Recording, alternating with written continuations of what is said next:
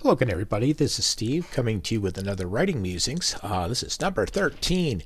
Oh no, bad luck. Anyhow, joking aside, this one is going to be kind of an update and a informational. Well, it's going to be informational like the last one, but I'm also going to be throwing in some updates with this. Especially involving AI, some things that I've learned, some other information that I think you will find interesting, especially as a writer, or even just a reader if you're curious about these kind of things, but you don't actually write. So, anyways, with that being said, let's go ahead and get into this musings. Okay, point number one.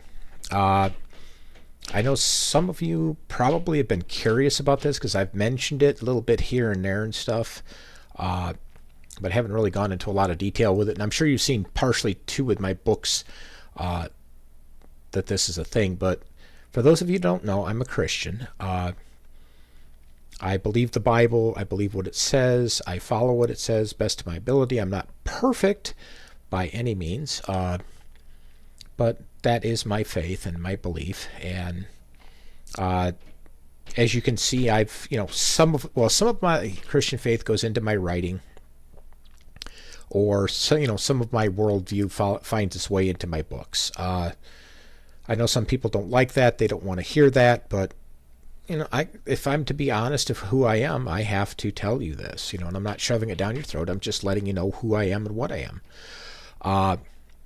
If you want to learn more about my faith, you can either read my What Does It Mean to Be a Christian Pocket Guide, or there's another one out there that's really good, done by David Jeremiah, called Captured by Grace. I put the Amazon link up here in the notes. You can go out there, check that out. I have had, as far as witnessing goes, I've had some great luck with both of those books, especially David Jeremiah's. It takes the gospel, and I think his book at least takes the gospel and explains it in a way that's easy for people to digest. Because the Bible is, the gospel in the Bible is simple, but it also sometimes is hard for people to digest, and he does a good job of breaking it down, simplifying it, and bringing all the parts together and explaining it in detail. So, and I'm not, and like as I say regularly, I'm not doing this just to sell books. My What Does It Mean to Be a Christian, just like all my other pocket guides, they're free. The only time you have to pay for anything is up on Audible. If you get the audiobook there, I actually have the audiobooks for free up on my website. You can just go up there and download them directly from my website. And I also have the print copies, which I've stated before, I can't get around the fact that those have a cost to them, because it costs money to print them, so I have to give them to people at cost. Other than that, everything else I give out with those is free. But anyways, I figured to cover that as a little of who and what I am. If you want to know more, I'll be happy to talk to you about it. And if you don't want to hear about it, then I'll just leave this little, this little vignette where it is and move on to the next part. But again, like I say, I just wanted to express this because I'm pretty sure some of you have been wondering about that, because you hear me mentioning it a little bit here and there. So I just figured to touch on that a little bit at the beginning of this one so that I could clarify that a bit for everybody. Anyways, onwards to point two. Theme music. I bring this up again because I had talked about it once before, but I bring it up again because of something that I was working on. If you listen to my December 2023 part 2 writing update, I mentioned the short story Point Cape. I'm not sure exactly where this is going to come into the mix for Short Story Fridays versus the Writing Musings. This Writing Musing might come before the story, and it might come slightly after. I'm not sure exactly how this is going to land, but basically Point Cape is this short kind of Pirates of the Caribbean. Let me take that back. It's not Pirates of the Caribbean. It's a pirate short story, but it's not Pirates of the Caribbean or anything even close to that. But it's entirely different. If anything, it's got kind of Trying to think what other good ones it would be. There's like little bits of uh, of like One Piece and some other stuff in it mixed in there, just different themes and stuff about pirate treasure and getting the gold for the and all of that stuff. It's a typical pirate adventure in short story form, but it's also very unique because there's a lot of deep thinking that goes on in there. A lot of deep thinking, strategy, and other stuff. It's not like, "Arr, me mateys, go get the gold." It's nothing like that. It's nothing really simple and pedantic. It took me a lot of thinking and planning and thought and stuff, and you watch it through through Captain Brenton and all of what he has to do to keep his crew alive. And he's not your typical pirate. He's not out there, shiver me timbers and grab all the gold and steal all the women and stuff. No, he's a privateer. So he's a different kind of pirate. He's the kind that's out there for profit, not, just rape, pillage, plunder, and booty.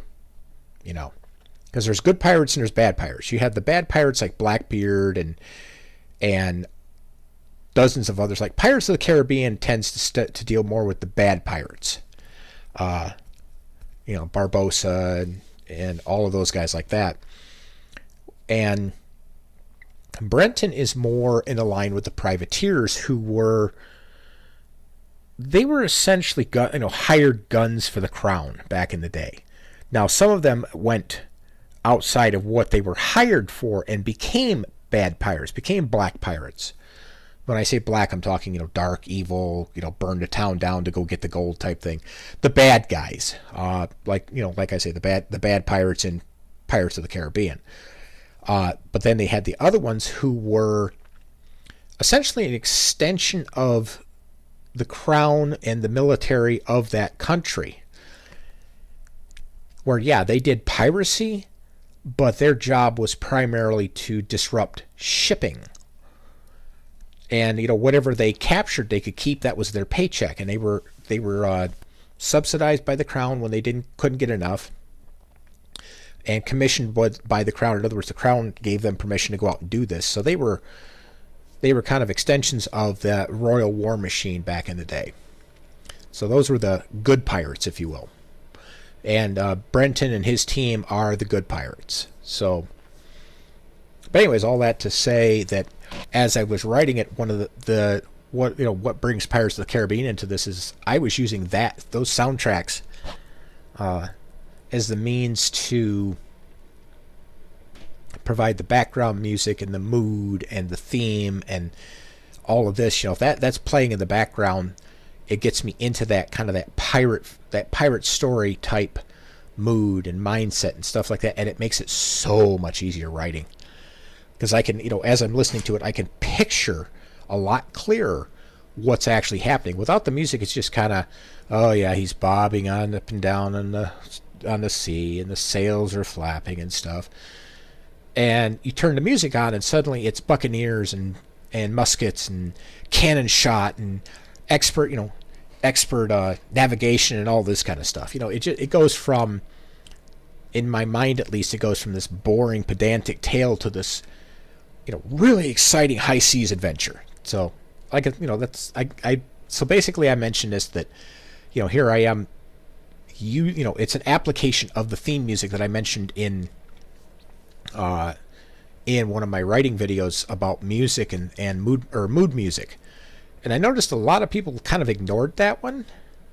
But I think you guys should probably wander back to that one and take a look at it, because like I say, that really can make a difference in how, the quality of your story and how that story plays out. Okay, point number 3. One pony show.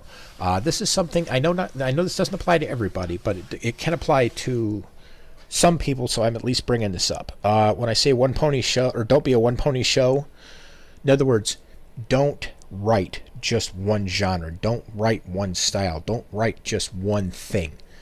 Don't lock yourself into doing just that. Like, let's say you're really good at writing murder mysteries. Don't write just murder mysteries.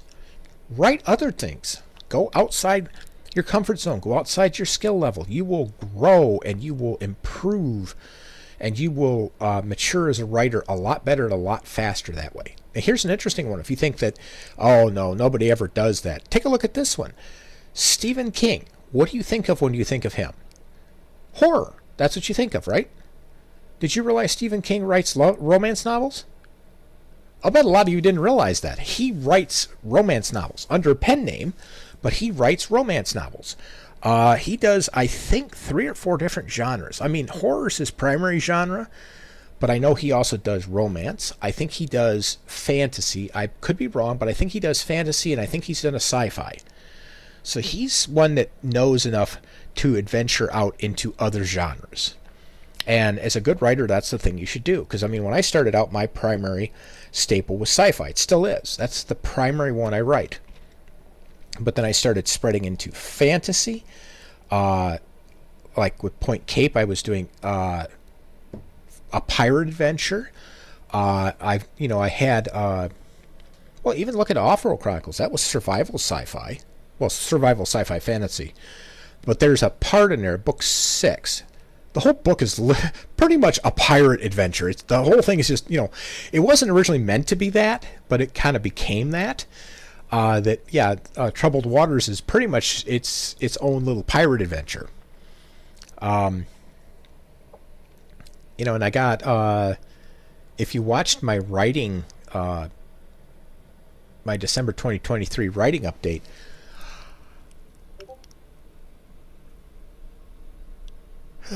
I mentioned a bunch of the different books that I'm getting into. I got one book that's a parable book. It's kind of a slice of life, but it's a parable. Actually, I got 2 parable books, come to think of it, because the other one is The Man Who Reached for God. I've got at least one more pocket guide coming out called The Giving Spirit. I got more Earthfleet books. In planning doesn't mean that all of them will necessarily make it into print, which I explain in the writing update. But let's see, I've got Empire, which is a 3-part series. That one's funny because the first part is straight up sci-fi.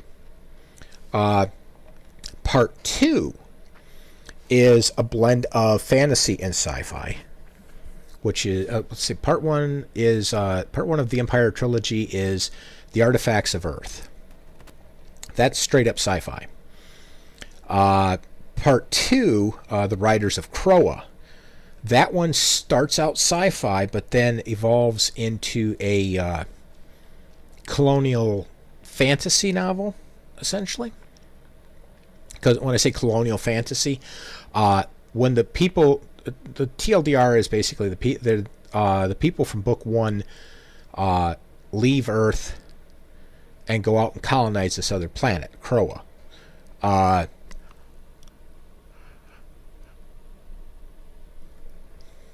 And as they're on Kroa, their goal there is to abandon technology. It's kind of in the same stripe as Pern in a sense, just without the dragons and the other cool stuff that Pern had. It's kind of the same idea, not the same though. But if you needed something that's comparable, it would be the Pern series, where they basically they throw off the oligarchy and they throw off the modern trappings of life, and they go back to kind of an 1800s Western style of living. And then Book 3 goes several hundred years into the future, and that one's almost purely, it's got kind of pirate parts to it. It's got sea adventure. It's got land adventure. It's got a bunch of fantasy stuff. So, the series evolves as it goes. But yeah, like I say though, that is that's that series.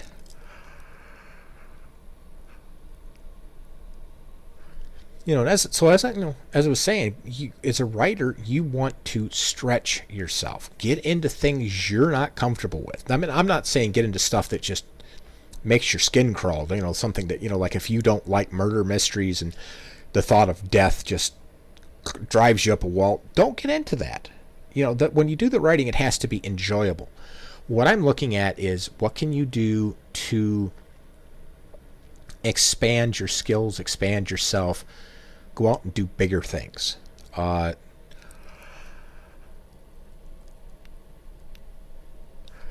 Case in point, a friend of mine, Don Samora, who's also my cover artist and former publisher when he still had his publishing business. One of the things he is very much a fantasy author, and a very, very good fantasy author. And one of the things he started doing to stretch himself is he started into, and he if you go to donsamora.com, he can explain it more on his website, some of the books he's doing. But he's got one that's a murder mystery. It's not a big one. It's a novelette. I think it was only 35,000 words, but he went out and he did a murder mystery, and that took him a while to do that one. He did all the research, he did all of the writing, experimenting. Don't mind me, I'm being really yawny right now for some reason. Oh, this is so boring. No, just kidding. But no, he went out and he did a murder mystery, and it took him a while to get it figured out. Because, like I say, his mindset and his mentality towards writing is very much fantasy-based. You put him in a fantasy setting, he just rocks that. So then you start putting him into, like, a murder mystery. Okay, now he's not doing so good. Now he's going to have to struggle a lot more. He's going to have a harder time doing what he wants to do. But he pulled it off. He pulled it off, and I think in the process of that, he learned things that he can then fold back into his primary genre, which is fantasy.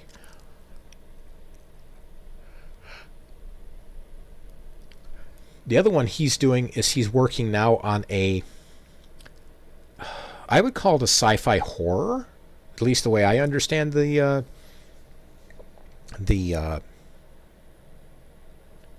book and what it's supposed to be. It's sci-fi, but it's also got a horror element to it. And, he's doing that one now. And for me, I couldn't do horror. Horror just creeps me out. So I would be very, very uncomfortable and just creeped out, grossed out, things like that. I could not do horror because I can't stand horror. I can't watch horror. So I couldn't do a book like that. And that's what I'm talking about. There are certain genres that you just cannot do. Like, for example, if you absolutely hate and despise cats, for example, I hope you don't, but let's just say you do. Well, if you write a book about cats, that's just going to make you climb up and down the wall, and that's going to, in my opinion, destroy the story, because you're going to be so caught up with your revulsion at the story. I mean, yeah, it'll put a lot of color into the story, but at the same time, I think it will destroy the story because you're not going to have fun doing it. So, yeah, go ahead and expand out into other genres that are different than what you normally write. What's different than your primary bread and butter. And, like I say, expand out into those and try experimenting with those and seeing what you can do with those.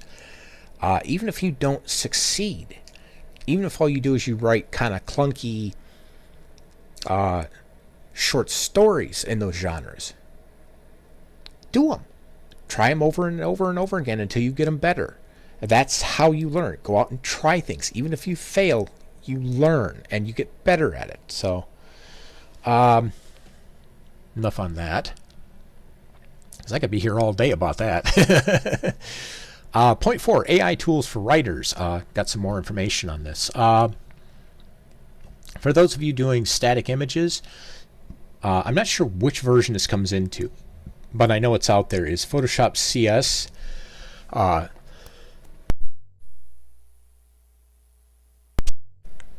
It has something called AI Adaptive Fill. Now, where this comes in handy is if you do AI art and you need to go in and take that AI art and correct it, which is quite often. I mean, even I have to on some of my images. I go in there and I have to do corrections on them. If you ever looked at my wiki and you looked at the dragons of Offworld,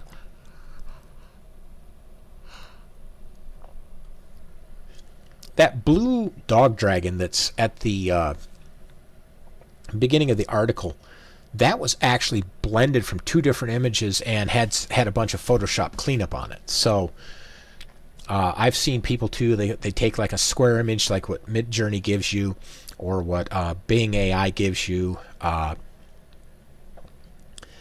and they take that and they tell it, stretch this out to 16.9 and give me give me the extra content that would be out there that's to the sides as you expand it out from this 4:3 image to 16.9. That's really good for that. So something to consider. The only downside to that is that Photoshop CS is stupid expensive. It really is. You're talking hundreds of dollars. I think.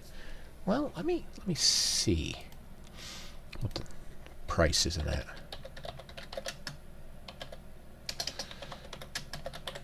Okay.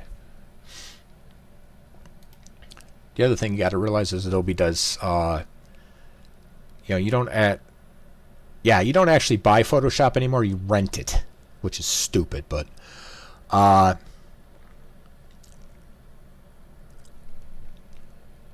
get everything to get the basic Photoshop is $22.99 a month.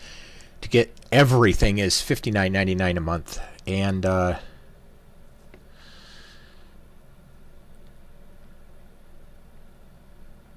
you used to be able to buy it, but now they make you just rent the dumb thing. But I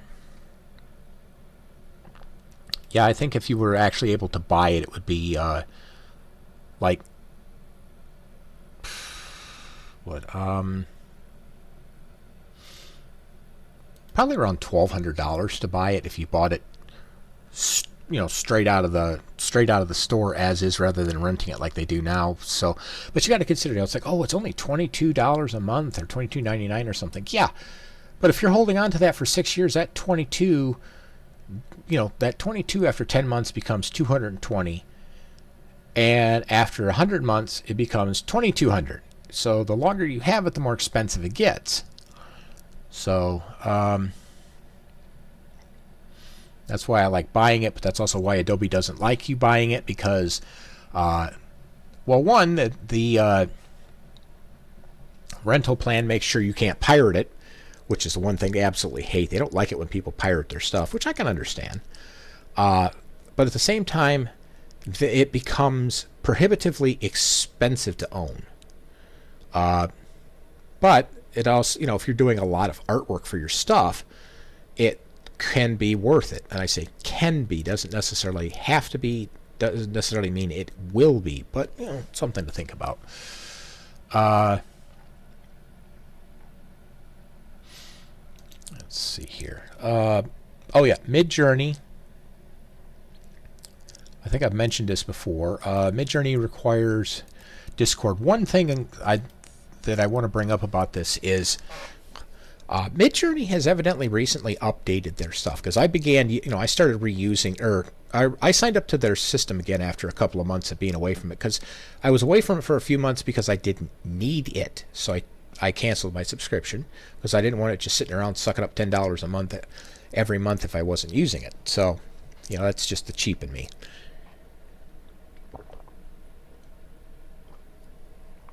Anyways, one thing I've noticed since signing back up is their image gens are way faster. It used to take me about a minute, give or take a few seconds either way, to generate a image. So I would get, for 200 minutes, I get about 200 images a month.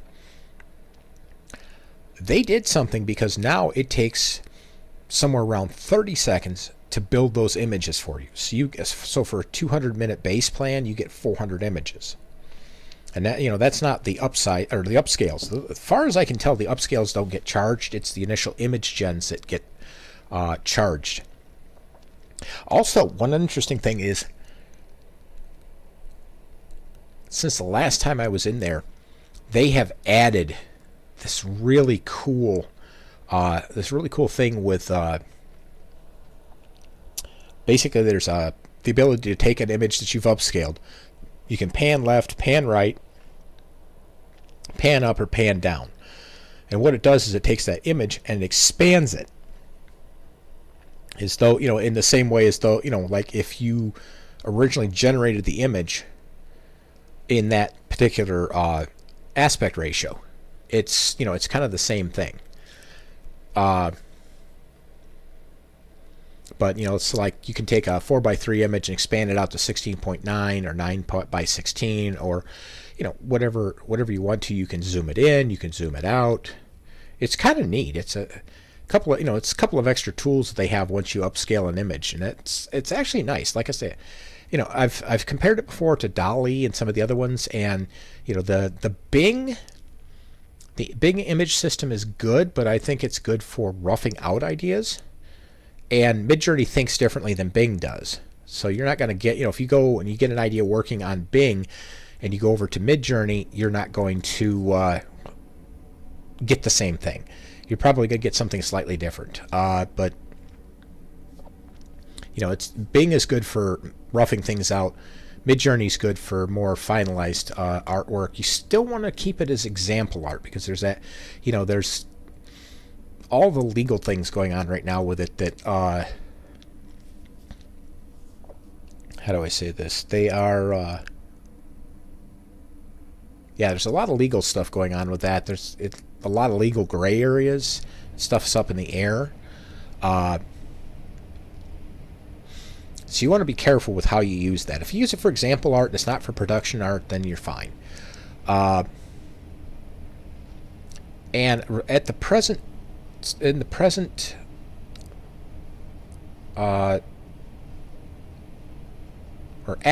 I should say, the AI art is still covered under the 35% rule for artwork,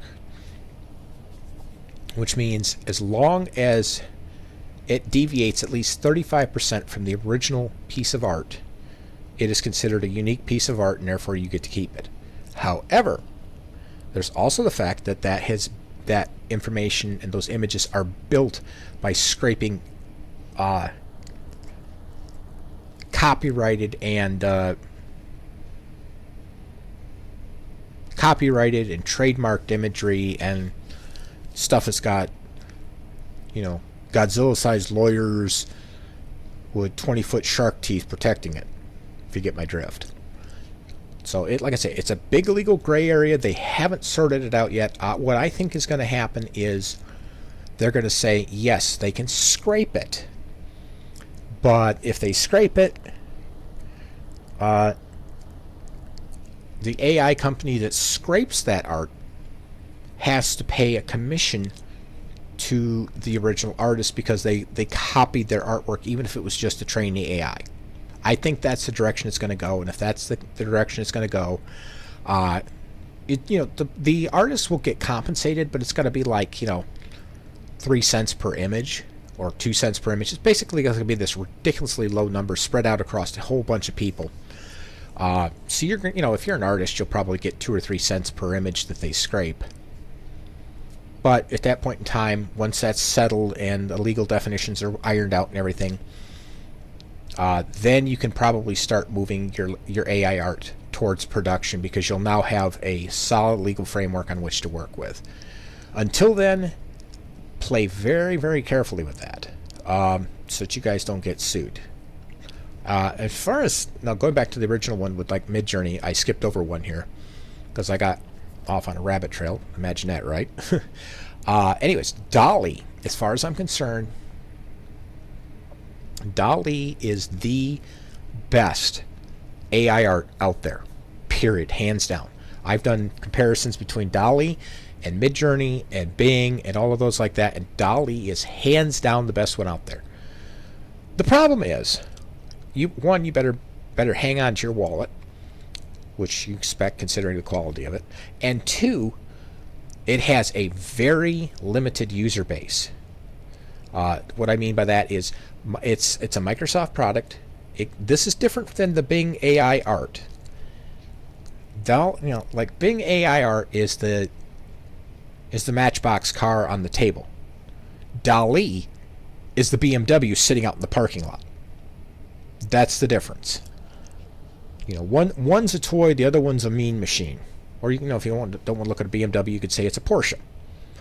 It's like one's a toy on the tabletop, the other one's the real deal, and the muscle car and all that kind of stuff.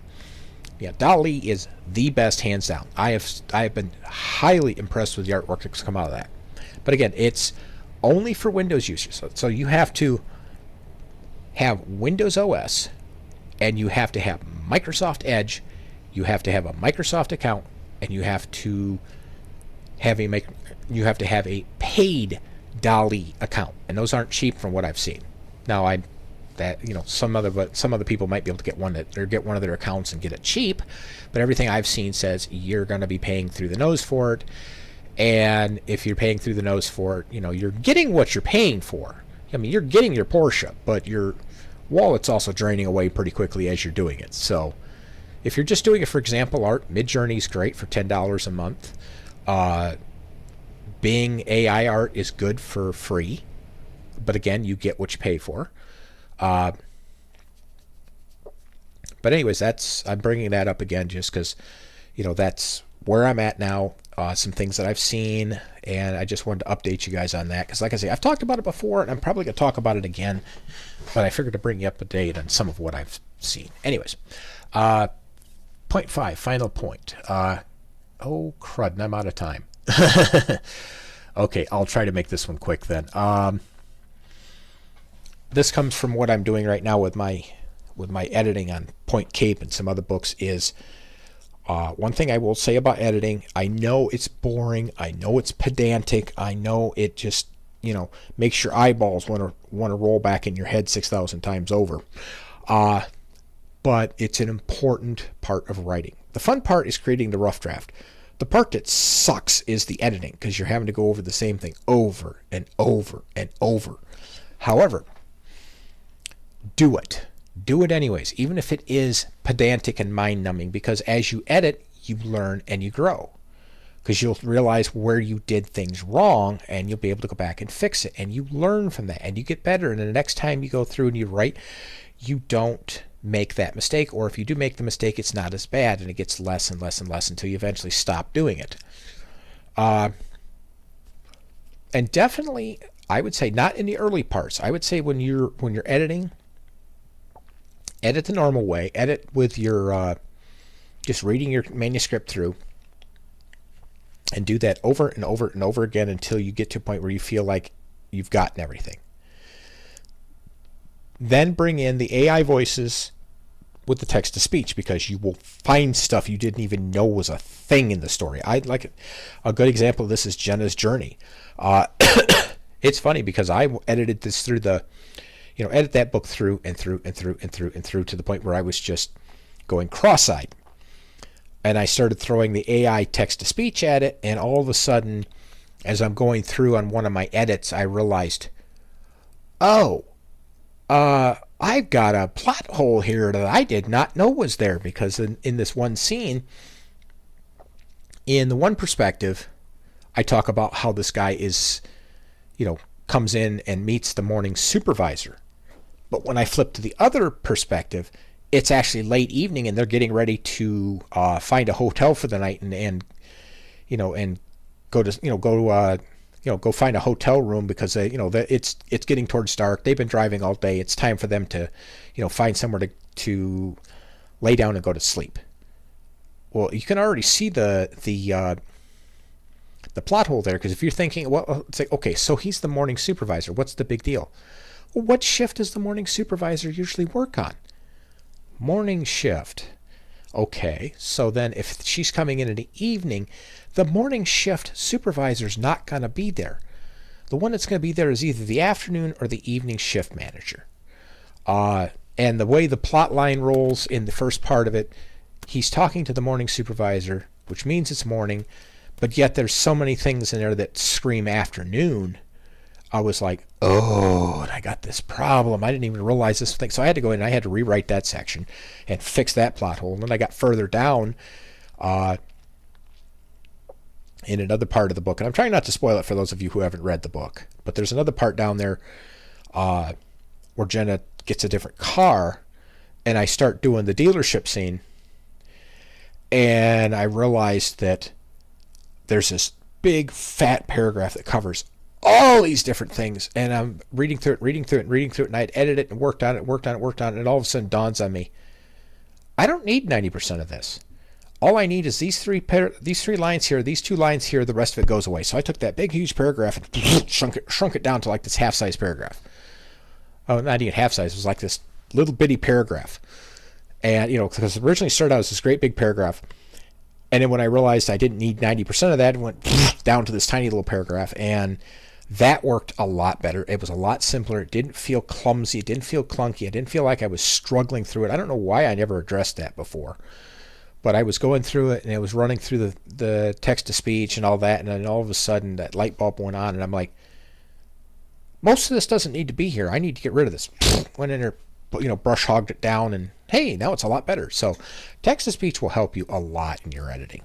Even if you're not an actual writer, if you're just doing like documentation for work, or you're writing an email or something, sometimes that AI text-to-speech can help you make a better email. So yeah, it's worth using whenever you need to use it to verify your writing and what you're writing out. But anyways, I am 6.5 minutes over. Sorry.